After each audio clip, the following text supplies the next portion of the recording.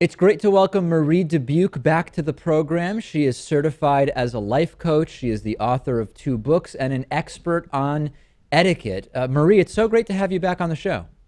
Hi, David. I love your show. Thank you so much for having me. So, I recently described to our paid subscribers on our bonus show an incident I recently had over Thanksgiving. It was not at a Thanksgiving meal per se, but it was with some people the day before Thanksgiving.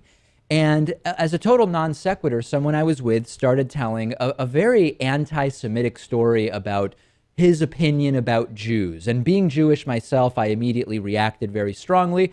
And my instinct was to say something very forceful and direct, like, what you're saying is incredibly offensive, including to me personally. And I can only imagine you're both ignorant and an anti-Semite. But I didn't do that, right? I said something like, I don't know, do you think maybe you're unfairly generalizing?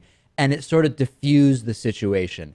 Would it have been inappropriate for me to be upfront about how offensive what was being said was, or did I act correctly in sort of taking the path of least resistance?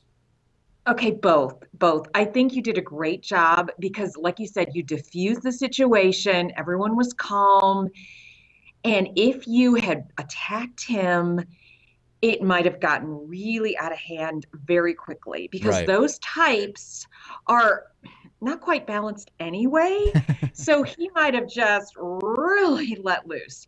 But you know what? If you had said something direct Yeah. to the point and no bones about it, I wouldn't have faulted you Right. because And that it's is complicated because so you out sort of of have to touch. balance your Right. desire to stand up for whatever your beliefs are. And this applies to sort of Thanksgiving and holiday meals with family who might have disagreements or whatever. You have to balance your desire to make it clear that you disagree with what is probably some desire to see a family or social gathering not turn into a completely chaotic and possibly very violent altercation, right? You just sort of have to find the middle ground. Exactly. And you know what is so troubling right now is that people don't seem to care. They Right. don't care and they're so insensitive. And I don't know why all of a sudden, maybe it's the anonymity of the internet. Mm. So it's carried out in real life too, because people think, oh, I'll just say anything. And it just blows my mind that this is happening. What's your sense of, now my situation aside, at a proper family meal of some kind, be it for Hanukkah or Christmas or around the New Year or whatever, uh, typically we get emails from the audience, and my audience seems to be on the side of just avoiding political discussion altogether, even if that crazy conservative uncle, right, as some people know them, insists on bringing up politics and slamming President Obama or whatever the case may be. Most of my audience seems to go the path of just changing the subject or not participating in the conversation altogether.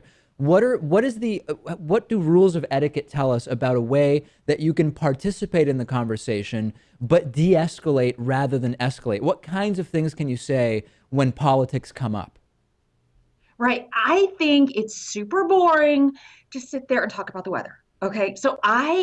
I'm one etiquette person who says it's okay to talk about politics and religion. What's wrong with it as long as there's no personal attacks, no one gets upset, you're not offending anyone. And I think the way to tell is you can go ahead and have that dialogue, but when you see someone's blood pressure rising and they get all upset and they get fidgety, you're like, okay, then change the subject. But you know what? We're all grown-ups. Why not talk civilly? Why can't we do that and have a conversation? Why can't someone on the right and on the left talk and it not be this horrible, contentious argument? Yeah, I mean, when You you know what? have a communist, Muslim, Indonesian, Marxist, whatever president, I think that's the reason why a lot of these people feel the need to make themselves heard at holiday events because they just can't stand what to them is clearly an atrocity that is being committed by President Obama being president. Well, and so that's their opinion. And so Right. let them have it. But but you're not going to attack them for their opinion, are you? No. And so you can Well, have your opinion, they can have their opinion. Well, you might, David, but you know what? I think that's okay. And are you going to really take it personally? Because you're used to it. That's your job. Are you going to really take it that personally if someone starts that dialogue going at the yeah, I guess I holidays? probably wouldn't, but some people would. Let me get to some questions of etiquette with regard to offering to pay. And we've had a couple of things internally that I want to run by you. Our producer, Lewis, recently had what was unquestionably a magical evening with a young lady. And this was a first date I hope he scenario. wore shoes. I hope he wore shoes. That's all I'm Lewis had shoes on, and the restaurant was no shoes, no service, so he had to keep his shoes on. saying. And this was a first date, and it was a dinner date. Now, I said to Lewis right away, dinner date for a first date, if it really goes bad, you're committed to an evening. Whereas if you go to get a coffee or a tea, you can end that much more quickly if it's not going well. Yeah. But fine, Lewis did the dinner. It was what made sense. Lewis said it was not a very cheap restaurant, and it was very close to this lovely young lady's home. So Lewis was at a sort of significant inconvenience. Lewis paid, period. He paid. What is right now going on with regard to who should be paying for first dates? What's the sort of conventional wisdom around this? It's whoever does the asking. Absolutely. My 91-year-old father, if he gets asked to a dinner, he doesn't pay. It could be some old lady, doesn't matter. It's whoever does the asking. So he asked her, so definitely he needs to pay. Absolutely. Well, but hold on a second, because this was through an online dating thing. She suggested both dinner and the particular restaurant. So does that change who should be Oh, paying? uh, no, no, because he did, Lewis he, should still pay. yeah, Lewis, yeah, you know what? I'm sorry. I'm old fashioned. Yes, Lewis should pay. He should pay. And you know what? It's wrong of her to suggest an expensive restaurant. Ah, And that maybe should be an indication of whether he wants to date her again.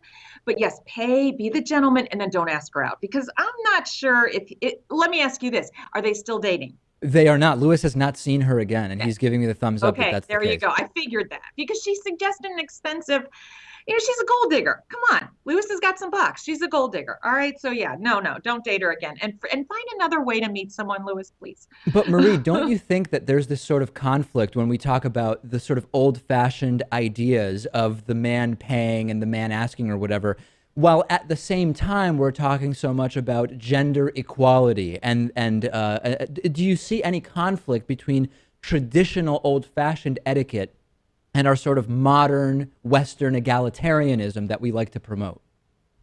No, no, because see, all right, my husband, we've been married 20 years, and he paid for our first date. He asked me, he paid, but then I offered to pay for, we went out for coffee afterwards. I offered to pay for that. All right. And he looked at me so insulted, like, oh my gosh, that means that she just wants to be friends, because he told me that later, which wasn't the case at all. You see, so there's so many dynamics going on that yeah, I get what you're saying. So then the man pays, or whoever does the asking pays for the dinner, and then maybe his date might offer to pay for coffee or cocktails later on or dessert. Right. Okay. Well, no, that makes sense to me. That's All right. pretty Last thing equal. on this offering to pay thing.